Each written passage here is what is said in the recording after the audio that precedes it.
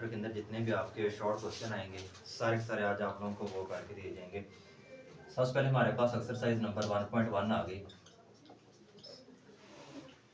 इसके जो फर्स्ट और सेकंड क्वेश्चन है वो तो ज़्यादातर एमसीक्यूज में ही देता है।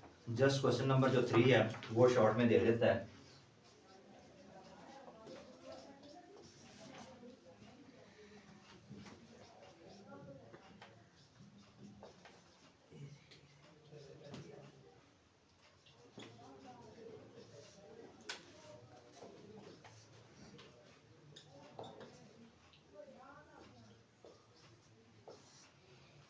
इस तरह के आपके इस चैप्टर के अंदर 3 या 4 क्वेश्चन हैं। इन तीनों चारों में से उसने 100% पेपर में देना होता है। उसने इसमें लिखा हुआ है कि आपने फाइंड करना है ए बी सी और डी। A B C D find करने के लिए पहले हम इसको इक्वेशन की फॉर्म में लिखते हैं, मसावात की शक्ल में लिखते हैं। ये हम लिखेंगे ए प्लस सी इज इक्वल क्या आ जाएगा 0 के। इसको हम कह देंगे ये मसावात नंबर 1 है हमारे पास, इक्वेशन नंबर 1 आ गई। इसके बाद दूसरी साइड लिख लेते हैं, वो लिखा हुआ था a plus 2b is equal to maths का 7 था। इसको कह देंगे जी ये मसावात नंबर 2 है हमारे पास। इसके बाद थर्ड मसावात के लिए लिखेंगे सी मैथ्स 1 इज इक्वल टू ये 3 आ जाएगा। इसको कह देते हैं जी मसावात नंबर 3। इसके बाद लिख लेंगे 4d minus 6 is equal to 2d। ये हमारे पास मसावात नंबर 4 आ गई है। अब हमने देखना है कि हम किसमें से इजीली कीमत निकाल सकते हैं। इसमें देखें ए सी या कीमत निकालना मुश्किल है, इसमें से भी नहीं निकाली जा सकती। इसमें देखा जाए सिर्फ सी लिखा है, हम यहाँ से सी की वैल्यू आसानी से निकाल सकते हैं। ये हम लिखेंगे सी इज इक्वल टू है 3 के। ये वाली साइड पे माइनस का जब उधर जाएगा तो क्या हो जाएगा ये हो जाएगा प्लस का 1। फिर लिखेंगे सी इज इक्वल टू 3 और 1 4 आ जाएगा। ये हमारे पास सी का आंसर आ चुका है। अब हमने देखना है सी किस जगह पे लिखा हुआ है। सी इस मसावात में लिखा हुआ है। अब यहाँ पे लिख देंगे जी पुटिंग द वैल्यू ऑफ सी, या फिर लिख लेंगे सी की कीमत दर्ज करने से। ये लिखा ए। अब सी की वैल्यू हमारे पास क्या आई थी प्लस का 4 है, तो यहाँ पे आ जाएगा जी प्लस का 4 इज इक्वल टू 0 के।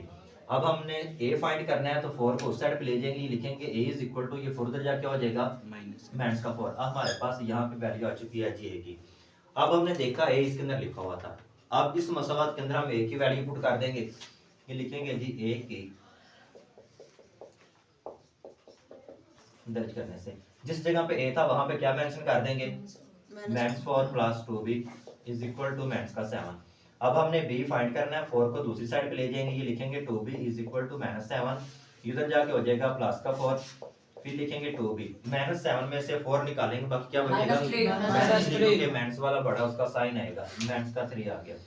2 इधर मल्टीपल उधर जाके डिवाइड हो जाएगा, b is equal to minus 3 over 2। ये हमारे पास b की वैल्यू आ चुकी है। इसमें देखा जाए इधर भी डी था और इधर भी डी था, हम डी वाला सेट एक साइड पे ले आते हैं, ये लिखेंगे जी 4d, ये 2d इधर आगे हो जाएगा माइनस का 2d इज इक्वल टू ये इस साइड पे माइनस का 6 था, जब उसको दूसरी साइड लेके जाएंगे तो हो जाएगा प्लस का 6।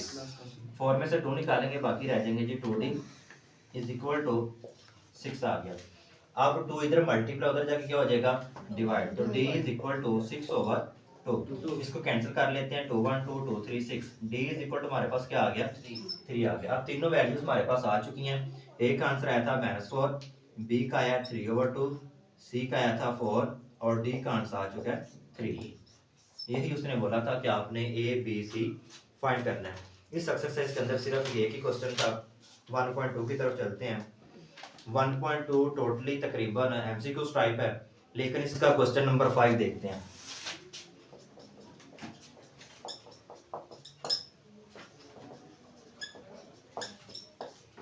ये क्वेश्चन नंबर 5 के इसके अंदर उसने 5 चेंजेस दिए हुए हैं, सारे के सारे एक जैसे हैं। इसमें से एक दो पार्ट मैं करवा देता हूँ, लेकिन बाकी आपको देख लीजिएगा।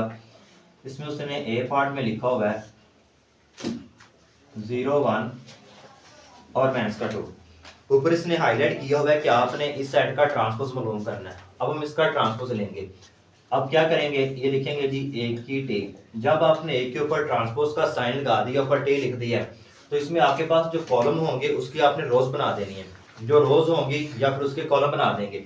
अब हमारे पास ये कॉलम की फॉर्म में लिखा हुआ था, हम इसको रो की फॉर्म में लिख देते हैं 0 1 और माइनस कर देते हैं, बस इतना करना है।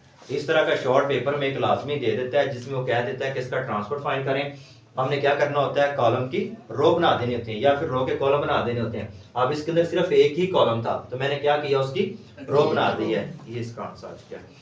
इसके बाद b part same as it is है। सी पार्ट मैं करता हूँ।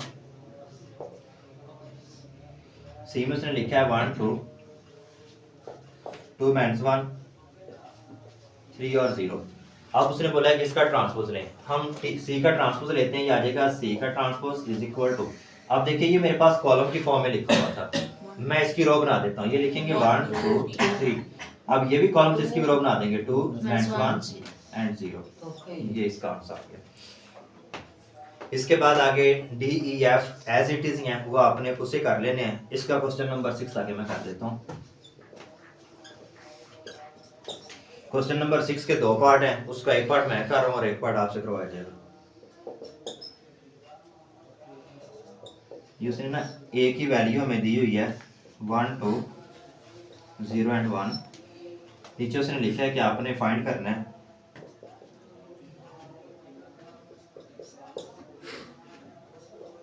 ए के ट्रांसपोज का ट्रांसपोज आपने फाइंड करना है। अब उसने ए की वैल्यू हमें ये दे दी है और ऊपर उसने लिख दिया है कि जी ए के ट्रांसपोज का ट्रांसपोर्ट फाइंड करें कि वो किसके इक्वल होता है। वो ऑटोमेटिक उसने साथ लिखा हुआ है ये इक्वल टू होगा ए के। अब हम यहाँ पे लेफ्ट हैंड साइड इसके ले लेते हैं। लेफ्ट हैंड साइड पे लिखा हुआ था ए के ट्रांसपोज का transpose is equal to question mark हमने लगा दिया कि हमने ये फाइंड करना है। अब हम ए का ले रहे हैं तो हम ए की वैल्यू पर लिखेंगे ए इज इक्वल टू है, ए की वैल्यू उसने दी है जी 1 2 0 एंड 1। फिर हमने ए का ट्रांसपोज लिया, ये ए का ट्रांसपोज आ गया इज इक्वल टू। जब हमने इसके ऊपर ट्रांसपोज का साइन लगा दिया, हमने इसके कॉलम को चेंज कर देना है। ये लिख लेंगे 1 0, ये भी इसका कॉलम इसकी भी रो बना देंगे, ये आ जाएगा 2 एंड 1। उसने बोला था इसके ट्रांसपोज का ट्रांसपोज एक इक्वल होता है, हम इसका अगेन ट्रांसपोज ले लेते हैं। ये लिखेंगे जी ए के ट्रांसपोज का ट्रांसपोज इज इक्वल टू, हमने दोबारा टी लगा दिया, फिर इसके कॉलम को हम रो बना देंगे। ये हम लिख लेंगे जी 1 2, ये आ जाएगा 0 एंड 1। अगर इस सेट को देखा जाए तो ये किसके इक्वल आ चुका है, ये इज इक्वल टू ए आ चुका है, तो हम इधर लिख देंगे इज इक्वल टू ए है। या नीचे लिख लेंगे हैंस प्रूव दैट, या फिर बात साबित होगा ए के ट्रांसपोज का ट्रांसपोज इज इक्वल टू क्या होता है, ए के होता है। ये दो क्वेश्चन है, इन दो क्वेश्चन में से पेपर के अंदर वो एक लाजमी दे देता है। इसके बाद 1.3 की तरफ चलते हैं।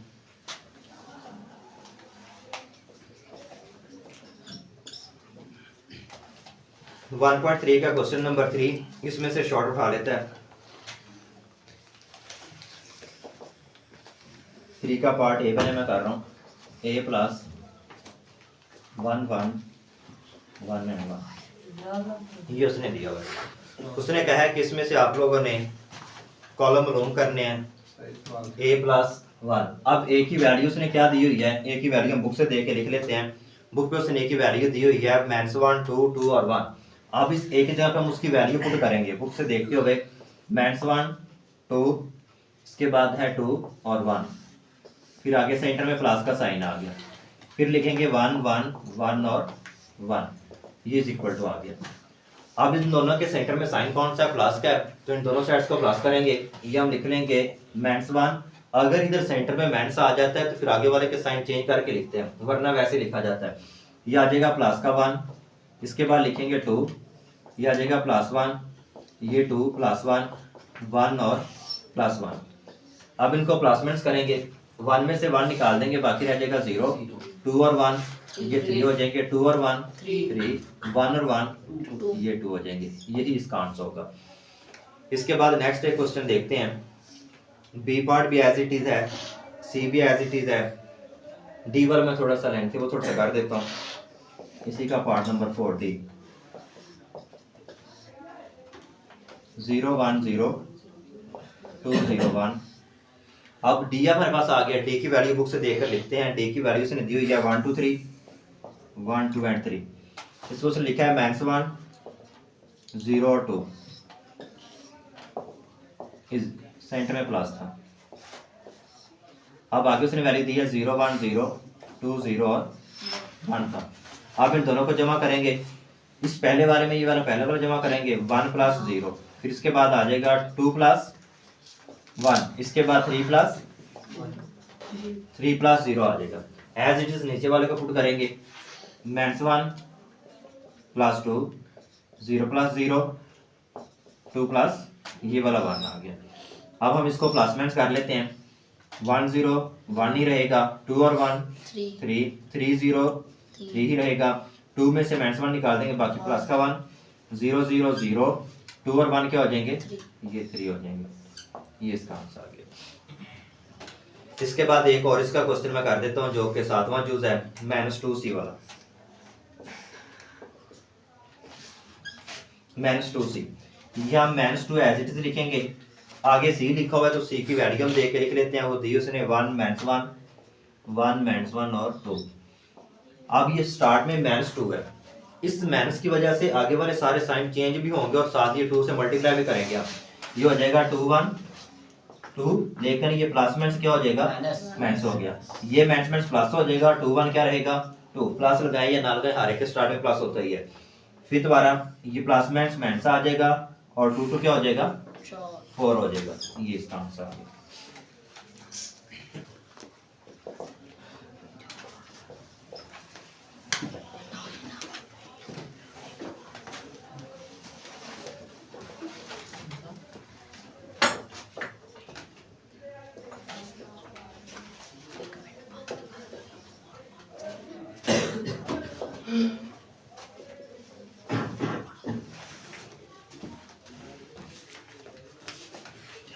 सिक्स का पार्ट 1 मैं कर रहा हूँ, 2 पार्ट जो आप लोग खुद कीजिएगा। उसने लिखा हुआ है 3a - 2b, ये हम लिख लेंगे 3a - का 2b इज इक्वल टू, ये पहले 3 लिखा हुआ है, ये हमने 3 लिख दिया। इसके बाद a लिखा हुआ है, हम a की वैल्यू देखते हैं कि वैल्यू इसने क्या दी हुई है। a की वैल्यू दी गई है 1 - 2 3 और 4 था, फिर सेंटर में -2 था, हमने ये -2 लिख दिया।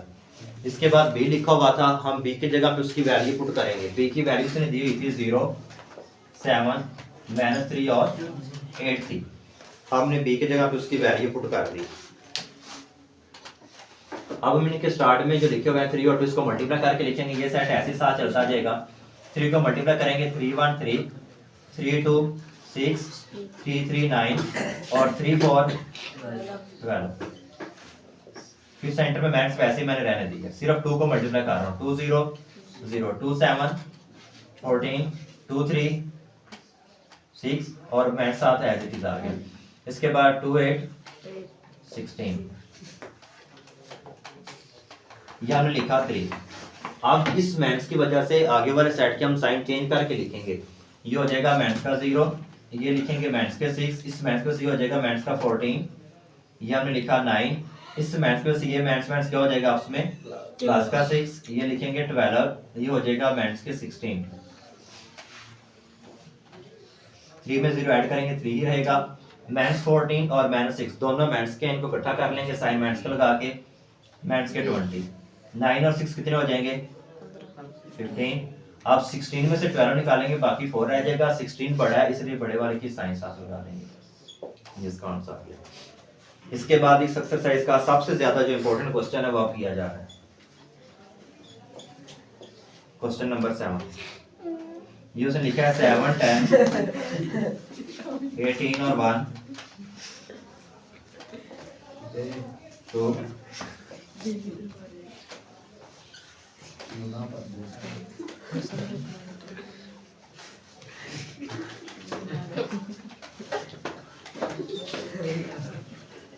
इसमें भी उसने लिखा हुआ है आपने a और b फाइंड करना है। a और b मालूम करने के लिए हम क्या करेंगे जी, पहले इनके स्टार्ट में 2 और 3 लिखा है, इसको मल्टीप्लाई करेंगे। ये सेट ऐसे साथ लिखे जाएंगे 7 10 18 और 1 इज इक्वल टू 2 को मल्टीप्लाई करेंगे 2 हो जाएगा 4 और 2 4 8 2 3 6 और 2 1 2 8। इसके स्टार्ट में 1 तो उसको मल्टीप्लाई किया 2 1 2 रहा, साथ आ गया।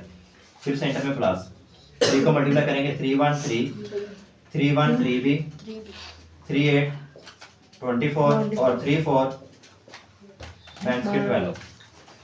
ये सेट दोबारा एज इट इज आ जाएगा 7 10 18 और 1 इज इक्वल टू, अब इन दोनों सेट्स का उसमें प्लस माइनस करेंगे। ये लिखेंगे 4 + 3 डायरेक्ट कर दो, 4 + 3 7 हो जाएगा। ये आपस में जमा नहीं होते, क्योंकि ये 8 और उसके साथ 3b लिखा हुआ है, ये ऐसे सेट लिख लिया जाएगा 8 प्लस 3b। अब ये 24 में से 6 निकाल देंगे, बकिया कितने रह जाएंगे? 18 रह जाएंगे। ये 24 थे, ये मैथ्स के 6 थे, हमने 24 में से 6 निकाल दिए, बकिया 8 आ गया। अब ये वाले प्लस मैथ्स नहीं होते, क्योंकि ये 2a है और ये मैथ्स का 12 है, 2a मैथ्स का 12 है, इट इज आ गया। अब जब कंपैरिजन करेंगे, ये 7 से 7 कैंसिल हो जाएगा, 18 के साथ 18 कैंसिल हो जाएगा, तो ये 2a minus 12 is equal to क्या आ जाएगा? 1 क्या आ जाएगा? तरतीब से इसको लिख लेते हैं, 2a minus 12 is equal to 1 के। अब दूसरा सेट देखिएगा, 8 plus 3b is equal to क्या आ जाएगा? 10 के। 10 लिख लिया। अब इसमें से हम a की वैल्यू फाइंड करते हैं, ये लिखेंगे 2a इज इक्वल टू 1, ये 12 उस साइड पे जाके क्या हो जाएगा? प्लस का 12। फिर लिखेंगे जी 2a इज इक्वल टू 12 और 1 13। अब 2 उधर जाके डिवाइड हो जाएगा, a is equal to 13 over 2। ये हमारे पास a की वैल्यू आ चुकी है। अब इसमें से b वैल्यू फाइंड करने के लिए 3b इज इक्वल टू 10, ये 2 साइड पे जाके क्या हो जाएगा? माइनस का 8। फिर लिखेंगे जी 3b इज इक्वल टू 10 में से 8 निकालेंगे, बाकी 2, 3 मल्टीप्लाई उधर जाकर डिवाइड हो जाएगा, b इज इक्वल टू आ जाएगा 2 ओवर 3। हमारे पास ये दोनों आंसर्स आ चुके हैं, 13 ओवर 2 और 2 ओवर 3। इसके बाद नेक्स्ट एक्सरसाइज की तरफ चलते हैं। इस एक्सरसाइज के अंदर सिर्फ यही चंद इंपॉर्टेंट क्वेश्चन थे। 1.4 आ गई।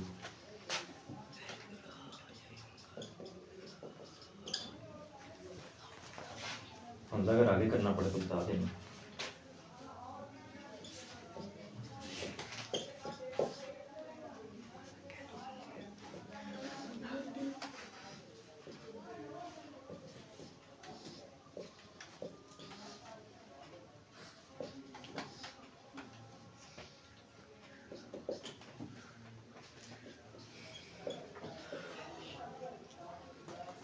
ये क्वेश्चन भी वेरी इंपॉर्टेंट है, इस तरह के पेपर में लास्ट में एक उठा लेता है कि ए भी आपने फाइंड करना है, ए इज इक्वल टू ये है और बी इज इक्वल टू ये है। हम इसको लिखते हैं g a B is equal to है। पहले ए की वैल्यू लिखेंगे, वो दी गई है 3 0 मैक्स 1 और 2। फिर नेक्स्ट बी लिखा हुआ है, बी की वैल्यू लिख लेते हैं, वो है 6 और 5। ये लिखेंगे जी a B is equal to है। अब इसको मल्टीप्लाई किया जा रहा है। मल्टीप्लाई कैसे करते हैं? इधर से हमारी रो चलती है और दूसरी साइड का हमारा कॉलम चलता है। इधर से रो चलाएंगे और उधर से कॉलम। पहले हम 3 को मल्टीप्लाई करेंगे 6 के साथ, 3 मल्टीप्लाई बाई 6, इनके सेंटर में हमेशा प्लस आएगा, ये प्लस लगा दिया। फिर 0 मल्टीप्लाई बाई 5। इसके बाद नीचे वाली साइड को स्टार्ट करते हैं, माइनस 1 मल्टीप्लाई बाई 6, सेंटर में plus 2 multiply by 5। A B is equal to 6 3 18 plus 5 0 0 6 1 minus का 6 प्लस 2 5, ये 10 हो जाएगा। इसके बाद लिखेंगे जी a B is equal to है, 18 में 0 ऐड करेंगे 18 रहेगा, 10 में से हम 6 आउट कर देंगे तो बाकी हमारे पास ये 4 आ जाएगा। ये मल्टीप्लाई करने से पहले आपने एक चीज और नोटिस कर लेनी है कि पहले सेट के आपके पास कॉलम और दूसरे की रोज बराबर हैं तो हर सेट मुमकिन होता है, यानी कि उसको मल्टीप्लाई किया जा सकता है। अगर पहले की कॉलम और दूसरे की रोज इक्वल नहीं है, जैसे इसमें देखो कॉलम कितने थे 2 और इसके अंदर रोज कितनी थी 2 थी, यानी कि पहले के कॉलम दूसरे की रोज बराबर हैं तो मल्टीप्लाई सेट मुमकिन होता है, वरना मुमकिन। जैसे कि इसका नेक्स्ट क्वेश्चन देखते हैं, इसका पार्ट 2, वो उसने लिखा आपने फाइंड करना है बी और ए। ये हम लिखेंगे B A is equal to, पहले बी है तो बी की वैल्यू लिखेंगे, बी की वैल्यू दी गई थी 6 और 5। इसके बाद ए था, ए की वैल्यू है 3 0 माइनस 1 और 2। अब देखें इसमें पहले के कॉलम और दूसरे की रोज इक्वल है, नहीं इक्वल आ रही, यानी कि इसमें कॉलम एक और उसमें रोज 2 है, बराबर नहीं आ रहे, तो हम नीचे लिख देंगे जस्ट हल सेट नामुमकिन है।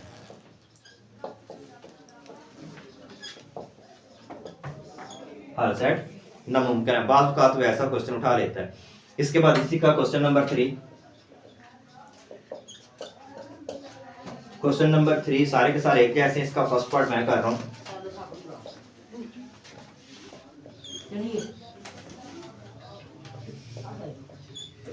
इसको भी मल्टीप्लाई करेंगे, सेम ऊपर वाला क्वेश्चन है, इसके जितने भी पार्ट है सारे एक जैसे हैं। इसको पहले मल्टीप्लाई करेंगे, पहले को पहले के साथ 1 मल्टीप्लाई बाय 4, सेंटर में प्लस आ गया, 2 मल्टीप्लाई बाय 0 ये 414200, 4 में 0 ऐड करेंगे, ये 4 ही रहेगा। ये क्वेश्चन नंबर 3 भी इंपॉर्टेंट है, इसके बकिया जो पार्ट्स हैं वो आप लोगों ने खुद से करने हैं। इसके बाद 1.5 की तरफ चलते हैं। 1.5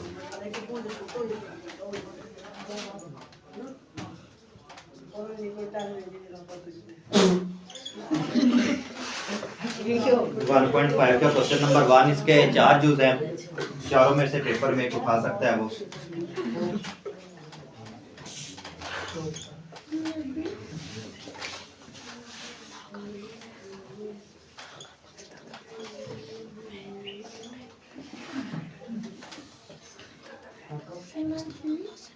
ये क्वेश्चन के सारे पार्ट एक जैसे हैं। उसने लिखा है कि मुंदरजा झैल कालबों के मक्ते मालूम करें।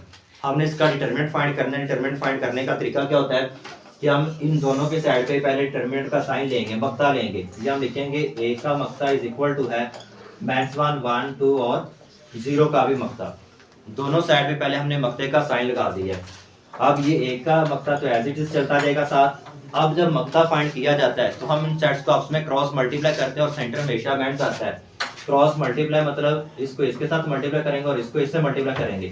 देखेंगे -1 मल्टीप्लाई बाय 0 और इनके सेंटर में माइनस आएगा। जब हम ये मल्टीप्लाई कर रहे थे इनके सेंटर में प्लस आ रहा था, लेकिन उनके सेंटर में माइनस आएगा जब मक्ता आपने फाइंड करना है। ये लिखेंगे 1 मल्टीप्लाई बाय 2। -1 को 0 से मल्टीप्लाई कर दिया, सेंटर में साइन माइनस का, 1 को हमने 2 के साथ मल्टीप्लाई कर दिया और इसके बाहर आपने ब्रैकेट लगानी। अक्सर बच्चे इधर बाहर ब्रैकेट लगा देते हैं। हम दोबारा लिखेंगे जी ए का डिटरमिनेंट इज इक्वल टू है 1 0 0 -2 1 2। तो ए का डिटरमिनेंट इज इक्वल टू -2 में 0 ऐड करेंगे तो क्या रहेगा, -2 ही रहेगा। अब ये आप लोगों के पास 4 पार्ट्स हैं, ये आप लोगों ने सेपरेटली करने हैं सेम एज इट इज। इसका नेक्स्ट वाला क्वेश्चन है क्वेश्चन नंबर 2।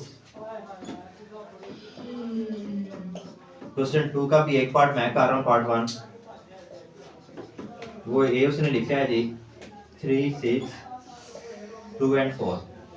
3 6 2 and 4 इसके ऊपर उसने हाईलाइट किया है कि आपने बताना है कि कौन से नादर हैं और कौन से कालब गैर नादर हैं। अब नादर और गैर नादर फाइंड करने के लिए भी हमने इस सेट का मक्ता फाइंड करना होता है। जिसका मक्ता 0 आ जाता है वो सेट नादर होता है और जिस सेट का मक्ता 0 नहीं आता वो गैर नादर होता है। ये आपके 4-5 क्वेश्चन में सिर्फ एक ही क्वेश्चन है जिसका मक्ता 0 आता है, बकिया का नहीं आता। तो इसका देखते हैं कि 0 आता है या नहीं आता। ये हम लिखेंगे जी ए का determinant is equal to 3 6 2 and 4। A का मक्ता बराबर है, इसको क्रॉस मल्टीप्लाई करेंगे, 3 मल्टीप्लाई बाय 4 सेंटर में प्लस आएगा, सॉरी माइनस आएगा। इसके बाद 6 मल्टीप्लाई बाय 2 आ गया। फिर लिखेंगे जी ए का डिटरमिनेंट इज इक्वल टू 4 3 कितने हो जाएंगे 12। ये मैथ ये 6 2 क्या हो जाएगा 12 हो गया। ये ए का मक्ता बराबर है 12 में से 12 निकालेंगे बाकी 0। तो फिर ये सेट क्या होगा, नादिर कालब है। नीचे हम लिख देते हैं नादिर कालब है। जिसका मक्ता 0 आ जाए वो नादिर होगा, जिसका मक्ता 0 नहीं आता यानी कि 1 2 3 सो ऑन कुछ भी आ जाता है तो वो गैर नादिर होगा। सिर्फ आपने इसको देखना है कि आपने उसका मक्ता लिया है, मक्ते का आंसर आपका 0 आया है, ये इसके अलावा कुछ है, 0 है तो नादिर है, 0 नहीं है तो वो गैर नादिर होगा। इस एक्सरसाइज के अंदर ये 2 ही क्वेश्चन है जिनमें से वो शॉर्ट क्वेश्चन उठाता है। इसके बाद इसकी रिव्यू की तरफ चलते हैं क्योंकि 1.6 जो है इंशाल्लाह वो नेक्स्ट लेक्चर के अंदर हम लॉन्ग क्वेश्चन के लिए लेके आएंगे। आज हमने इस चैप्टर के सारे शॉर्ट क्वेश्चन क्लियर करने थे। इसकी रिव्यू एक्सरसाइज में चलेगा। रिव्यू एक्सरसाइज का क्वेश्चन नंबर 3 देखा जा रहा है। क्वेश्चन 3 में उसने लिखा हुआ है a + 3 4 है, ये 6 है, b - 1 है, -3 4 रिव्यू का क्वेश्चन नंबर 3। इसके अंदर उसने लिखा है कि आपने ए और बी फाइंड करने हैं। हमने ए और बी मालूम करने हैं, इसका कंपैरिजन करेंगे। ये फर्स्ट वाला सेट इस फर्स्ट इक्वल होगा तो इसको लिख लेते हैं जी a + 3 इज इक्वल टू है माइनस के 3 के। अब उसके बाद ये 4 से तो 4 कैंसिल हो जाएगा, ये 6 के साथ 6 कैंसिल हो जाएगा तो इधर आ जाएगा b - 1 इज इक्वल टू है 2 के। अब हम इसमें से a की वैल्यू फाइंड करेंगे। ये लिखेंगे a इज इक्वल टू -3। इधर प्लस का 3 उस साइड क्या हो जाएगा, माइनस का 3 हो जाएगा। a इज इक्वल टू -3 और -3 माइनस के कितने हो जाएंगे, माइनस के 6 हो जाएंगे। ये हमारे पास a की वैल्यू आ चुकी है।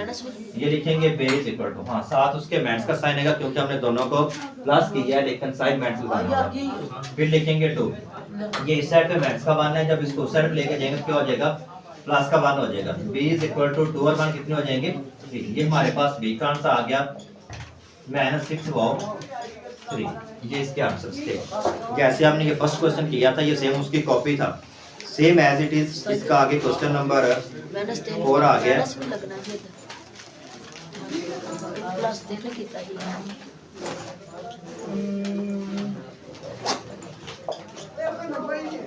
क्वेश्चन नंबर 5 इस क्वेश्चन की तरह है लेकिन क्वेश्चन नंबर 4 जो हमने लास्ट टाइम क्वेश्चन किए हैं सेम वैसे हैं।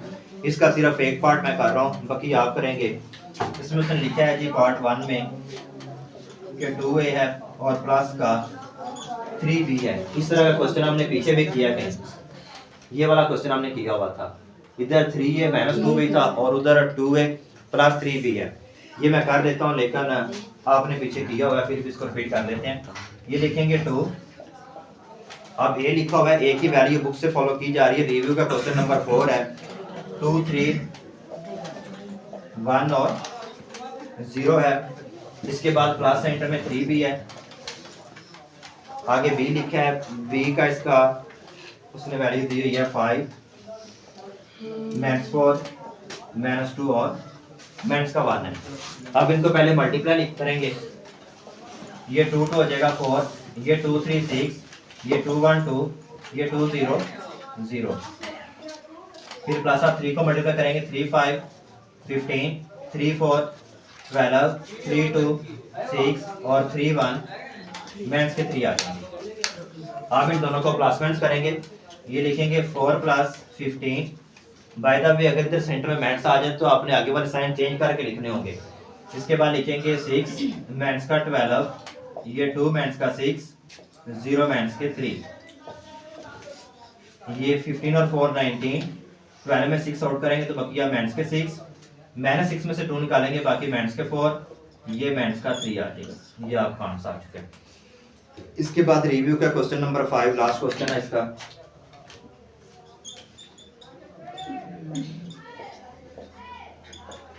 रिव्यू का क्वेश्चन नंबर 5, ये भी आपके फर्स्ट क्वेश्चन की तरह था। जिसमें लिखा है 2 1 3 -3